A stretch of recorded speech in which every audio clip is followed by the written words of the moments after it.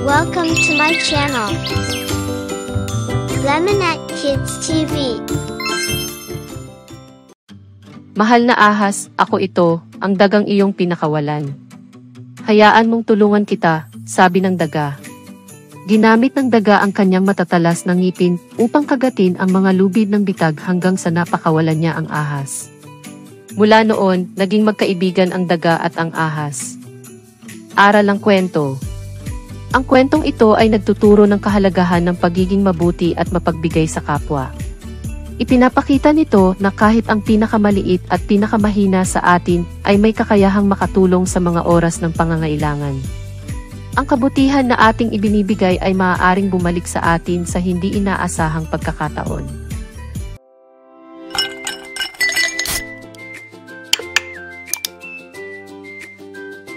Please subscribe.